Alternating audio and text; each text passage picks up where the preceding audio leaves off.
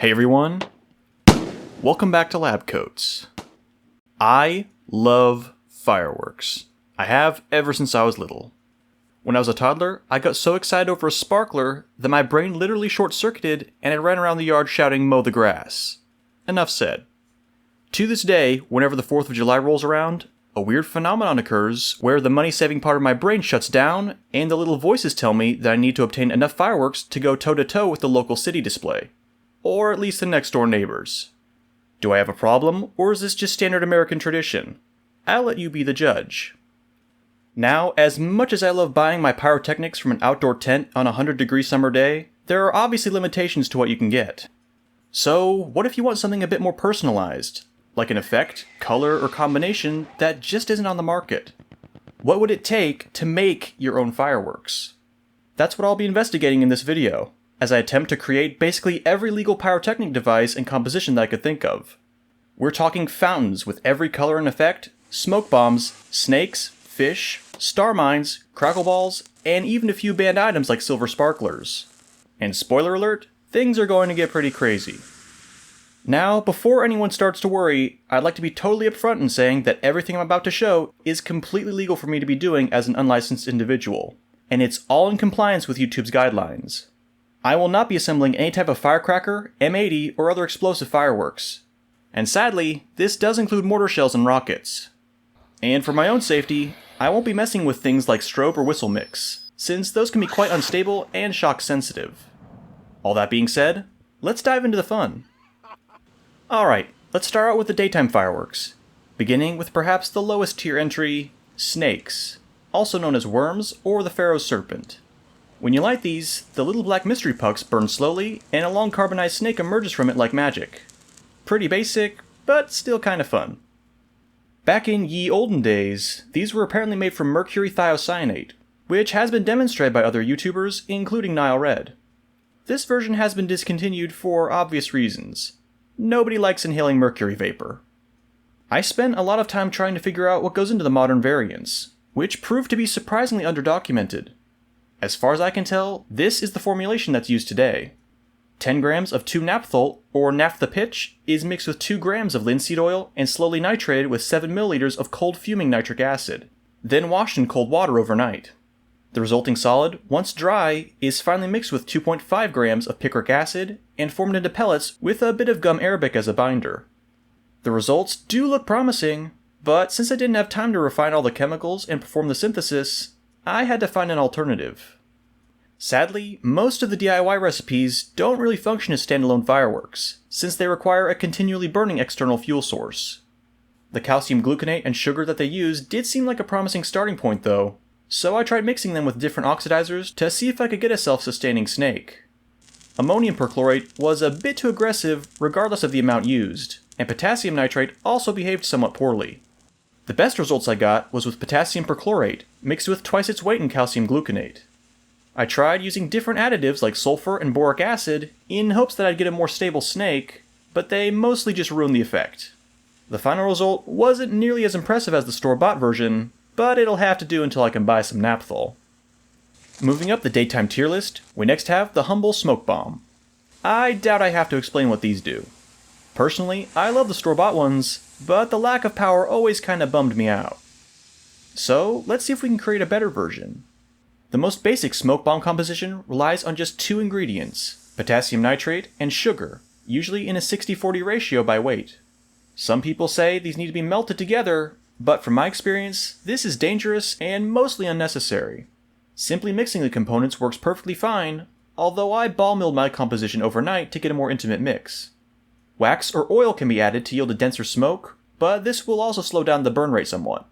This was about 25% wax by weight, which produced a decent smoke, but wound up being a bit too slow for my liking. So I stepped it back to 10% wax, added a bit of iron oxide as an accelerator, and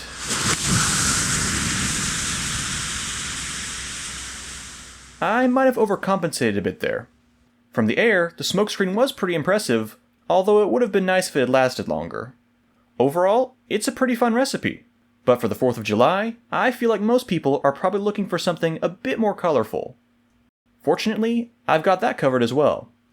To make colored smoke, A slightly more complex mixture is needed, being composed of 27% potassium chlorate, 18% lactose, 16% magnesium carbonate, 3% baking soda, and 36% of the organic solvent dye of your choice. I personally went with red 111 and blue 104, since they were available on eBay. This seemingly random composition was brought to my attention by Tech Ingredients, and it's formulated for a cooler, more controlled burn that won't damage the dyes as they sublimate. Also, for best results, don't pack it into whatever shell you're using. I did my first time, and not even thermite could set it off. Upon ignition, it was immediately apparent just how much better the homemade version was.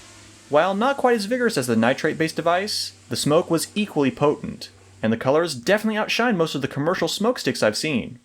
Mixing and matching dyes to get custom colors also turned out to be possible, and it led to probably the only decent purple I've ever seen from a smoke bomb. Overall, a big step up and a serious win for homemade pyrotechnics. Now, before we move on to the evening and nighttime fireworks, we need to touch on fuses, as well as a certain dark-colored powder that's used to make them. We'll just call it BP, in hopes that YouTube's irrational hatred for it doesn't get this video demonetized. This stuff is a major component in almost every pyrotechnic device, including the star mines that I'll be making later, so it feels kinda important for me to go over how it's made. Still, to hopefully appease the algorithm, I'd like to clarify that this is all legal and being shown for educational purposes only. Alright, we all know the recipe. 75% potassium nitrate, 15% charcoal, 10% sulfur. And for best results, this is run through a ball mill for several hours. I personally bought a cheap rock tumbler and added glass marbles, which worked surprisingly well. The difference before and after milling turned out to be quite striking. Here it is before, and here it is after. As a powder, you can see the BP does burn pretty well, although it could be a bit better. To make the powder faster and more suitable for launching colorful fireworks stars, I had to granulate it. To do this, 3 grams of dextrin is added for every 100 grams of powder, and enough water or dilute alcohol is mixed in to form a solid lump. This lump is then formed into grains with the help of Walmart's cheapest cheese grater, and everything is set out to dry. After about a day in the hot sun, the larger chunks of BP are crushed with a mortar and pestle and sifted to yield uniform, free-flowing grains, which burn remarkably fast. You might be wondering what to do with the leftover powder after sifting. Personally, I'll be saving most of it to coat the stars I make later, and with the rest, I'll quickly demonstrate how fuses are made. To be completely honest, there's not really much to show here. I basically obtained a spool of regular yarn from the supermarket and watered down the powder enough to evenly coat it. After being strung out to dry, this stuff actually makes for a pretty good fuse. It burns at a fairly controlled rate when set out in the open, and when confined, it takes off like a rocket, just like proper black match. It is kinda fast though, so if you want something slower and more controlled, try using the 60-40 nitrate and sugar mix we talked about earlier. Regardless, none of these fuses are waterproof, so I'll probably be sticking with commercial visco fuse for the majority of my fireworks. I say the majority because these next ones, much like the snakes, don't really have a fuse. You all know them, you all love them, it's time to talk about sparklers. Now, composition-wise, sparklers are nothing special. The usual mixes contain a metallic fuel, an oxidizer, and a binding agent to keep the powder together on a stick. These days, iron or steel is often used as the fuel, so I figured I'd try a recipe based on those first. The simplest iron sparkler recipe I could find called for 55% barium nitrate, 25% iron powder, 15% dextrin, and 5% magnesium. These ingredients were wet with a mixture of alcohol and water, and then ground together into a uniform paste. And after being applied to a stick and dried for a few days, the results were honestly kinda meh. Every once in a while, there would be a burst of sparks, but overall, the effect was actually worse than the commercial sparklers. Whenever I switched over to titanium, however, things got a lot more interesting. This is a mix of 40% titanium, 40% potassium perchlorate, and 20% dextrin. And yeah, the improvement is obvious. These bright white sparks are definitely a step up, although they were a bit weaker than I was expecting. Thankfully, I have one more sparkler at my sleeve. Back in the good old days, so-called silver sparklers reigned supreme, being composed of 50% potassium nitrate, 30% titanium powder, 15% dextrin, 8% aluminum powder, and 1% each of charcoal and boric acid. In the United States, these haven't been sold for decades, but they are still legal to make yourself. So naturally, I made a 2-foot long silver sparkler to see what all the hype is about. And for the ultimate comparison, I also reproduced the last 2 sparklers on a similarly massive scale. Alright, I don't know how much you're going to hear with all the bugs and stuff, but got the sparklers we made out here, got the regular iron one, we'll do that one first, and then we got the silver sparkler and the titanium. So, place those away.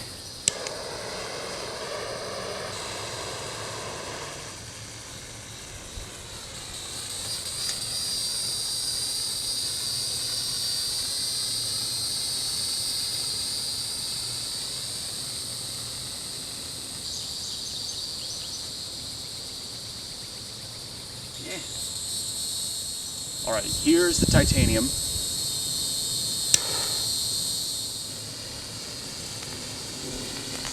Ah!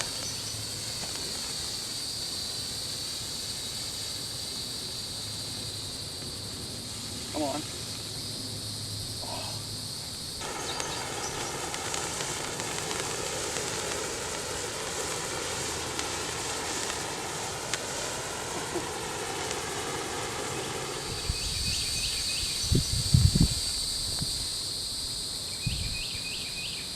Not bad. Last but not least, we got the silver sparkler here. So, see how crazy things actually are.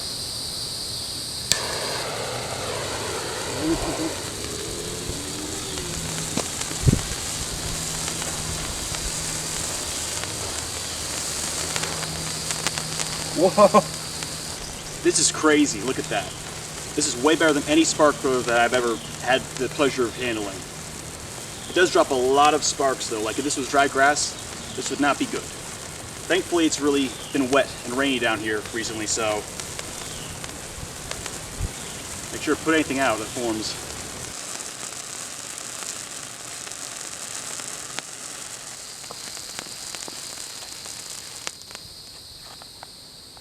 Best sparkler ever. Hands down. Alright, at this point, we've covered most of the unique fireworks that I had in mind. So for this last segment, I want to go over the more universal color and effect compositions that make up the rest of our common fireworks. Before we start though, a quick word on terminology for our newer pyro fans. When I talk about stars, I'm simply referring to solid pellets of composition that get shot out of Roman candles, mortar shells, and similar pyrotechnic devices. These are made in a similar way to granulated BP, just with larger chunks, and acetone as the solvent if red gum is used instead of dextrin. They're also usually coated in BP or a similar composition to help them ignite. Kicking things off, let's try a basic red composition. The best reds are usually achieved with strontium nitrate as the oxidizer and coloring agent, a chlorine donor to deepen the color, and a metallic fuel to create a bright, hot flame. Organic fuels like shellac and red gum will work, especially when mixed with extra ammonium perchlorate, but they may not burn super bright. Meanwhile, if we go with a mix of 50% strontium nitrate, 18% magnesium, 16% parlon, 10% red gum, and 5% dextrin, we get a much hotter flame that dumps out way more red light. To me, this so-called independence red formula seems like the optimal choice for star compositions, while the red gum and AP mix would probably work best in a fountain or ground bloom flower. Orange and yellow can be made in a variety of ways. Sodium salts are extremely popular, but the nitrate kinda has a tendency to absorb water from the air. I tried using it thinking a red gum and acetone binder would be enough to protect it, but no. For this reason, I personally recommend something like baking soda or salt mixed with a strong, neutral-colored oxidizer like potassium or ammonium perchlorate. This is 70% ammonium perchlorate, 15% baking soda, and 15% red gum, and it burns with a decent yellow-orange flame. This flame color, however, actually highlights one of the big issues with sodium. It's kinda in between yellow and orange. I'm mildly colorblind, so I see it more as a yellow, but many people adamantly insist that this is a shade of orange. Thankfully, other chemicals can be added to fully shift the color one way or another. Mixing in a bit of strontium nitrate will naturally give a stronger orange, while barium nitrate takes things deeper into yellow territory. Although you kinda need to use a lot of barium since sodium's color is so incredibly potent. Calcium salts can also be used to get a proper orange, but I prefer the tunability of mixing sodium and strontium. Green is probably one of the easiest colors to crack. All you need is a bit of barium nitrate. Conveniently, the same rules that apply for strontium also apply here for barium. Use a chlorine donor like Parlon as fuel, maybe add a dash of metal powder for extra heat, and you're off to the races. The same red gum-based formulation that worked for strontium nitrate also works here with barium nitrate, and the color is absolutely stunning. The magnalium mix also works quite well, although changing the ratio to 55% barium nitrate, 15% magnalium, 25% Parlon, and 5% red gum yields a longer burn time and richer color. I got several great star shots with this mixture in particular. Now, of all the colors, blue is essentially the trickiest to get right. Similar to red and green, a chlorine donor is recommended for a nice rich blue, but the usual metallic fuels are kind of a no-no, since they burn hot and wash out the blue with white. Organic fuels like hexamine, dextrin, red gum, and shellac are seriously recommended, along with either copper oxide or copper carbonate as the designated coloring agent. Copper carbonate might be preferable since it absorbs heat as it decomposes, but copper oxide has more copper per unit mass. Copper chloride also exists, but it's kind of corrosive. Adding a touch of barium nitrate or carbonate can also help produce a richer, more full blue color, thanks to a bit of optical trickery involving how we humans perceive green and blue light. The channel Pyrophoria originally demonstrated this hack, and it really does make all the difference. Upon performing a few tests of my own, I found that a mixture of 60% ammonium perchlorate, 16% hexamine, 10% barium nitrate, 10% copper oxide, and 4% red gum gave the richest blue color. Although I didn't test every formulation, so a better recipe could certainly exist. Red gum can be used by itself as fuel, but hexamine performs a bit better thanks to its lower carbon content and cooler flame temperature. Of all the published compositions I tested, Shimizu Blue 2 was personally my favorite, despite having an oddly specific mix of ingredients. It gives a very nice sky blue, although the color isn't nearly as saturated as the reds and greens I tested. And thanks to the potassium perchlorate it uses as an oxidizer, it also puts off a lot of smoke, which can obscure the flame if it's not flying through the air as a star. Speaking of, I never got any of my good blue stars to fire correctly from the star mines. I did get this shot of a simple copper oxide blue though, which still turned out pretty decent. Purple is the last major color we need to cover here, and like yellow and orange, it comes from mixing different colors, specifically red and blue. You might think potassium would work fine by itself, since high school chemistry says it has a lilac flame, but nah, not really. Potassium just isn't an aggressive coloring agent, and its flame doesn't exactly scream purple. If you want a good strong purple, mix strontium and copper. A roughly 50-50 mix in any given composition should yield a strong magenta, as seen in the so-called Malalac composition, made of 24% strontium nitrate, 22% copper oxide, 20% potassium perchlorate, 18% Parlon, 10% magnalium, and 6% red gum. If you want a more blue-shifted classic purple, simply use less strontium and more copper. For giggles, I tweaked the Pyrophoria blue formula from earlier by swapping the barium nitrate with strontium nitrate, and the result was an extremely vibrant, organically fueled purple. This one had a close call with the drone, but hey, at least the color was good. Moving on from the colored compositions, we next have my personal favorite, the Crackle or Dragon Egg mix. And as it turns out, this mixture is basically just a souped up version of thermite. Instead of iron oxide and aluminum, you have copper and bismuth oxides mixed with aluminum and magnalium, which react much more explosively when ignited. I tested 70% bismuth trioxide, 15% black copper oxide, 10% magnalium, and 5% aluminum powder, with a bit of red gum thrown in as a binder, and yeah. This stuff is no joke. To get the crackle effect, and not just an explosion though, you kinda need to form the mix into these little microstars. I loaded a few of these up with some BP, and the result was about what you'd expect. Similar to the crackle star, albeit much less violent, is the glitter star. These get their sparkle from larger metal grains, which ignite in bright puffs as they're ejected from the burning composition. Magnalium, aluminum, and antimony trisulfide are often used for this effect. Some classic compositions include the Winoker series from pyrodata.com and the D1 glitter, which is based on the Winoker 24. All the ingredients, aside from the metals or antimony trisulfide, should be ball milled together for best results. Here is my personal favorite, the Winoker number 20. In a similar category as glitter, we have the basic star tails. Usually, these compositions are just modified forms of BP with extra fuel that ejects off and hangs around in the air as it burns. For tiger tails, this extra fuel is charcoal, and the result is these lovely orange embers. 44% potassium nitrate, 44% charcoal, 6% sulfur, and 6% dextrin is pretty much the universal recipe for this effect. Willow tails are similar, but contain even more charcoal for that longer hang time and classic drooping effect. And if you want silver tails, it turns out all you have to do is replace the majority of your charcoal with titanium. This results in a stunning silver shower, which also works well in fountains. Finally, fish are another one of my personal favorite effects. This effect gets its name because the stars zoom around randomly after being released, kinda like a school of fish. Normally, this is achieved with so-called fish fuse, which is sold by a lot of retailers and burns in different colors. But regular firework fuse will also do the trick, as you can see here. To finish off, I figured it might be fun to make a fountain with all the colors we touched on. I'll put on screen which compositions were being used as they come up.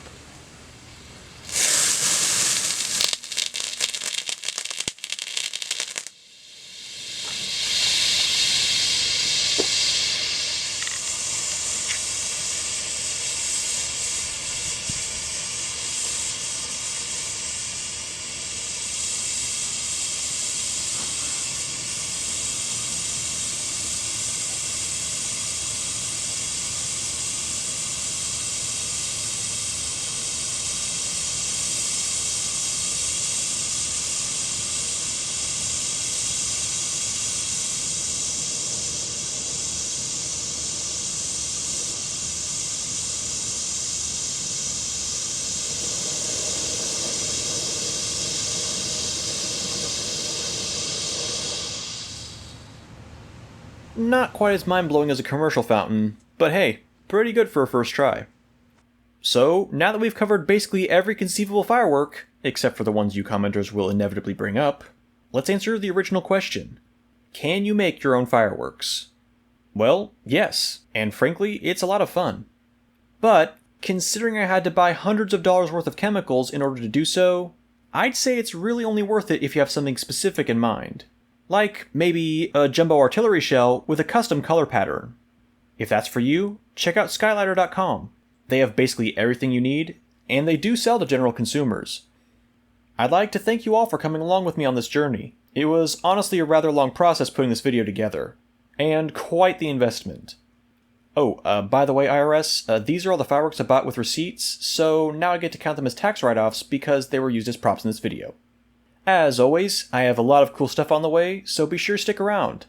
A big thanks goes out to all my supporters on Patreon, as well as the anonymous donors who helped me afford the supplies for this video. You all truly help keep this channel alive. Remember to like, share, and subscribe, and I'll catch you next time. LabCoatz, out.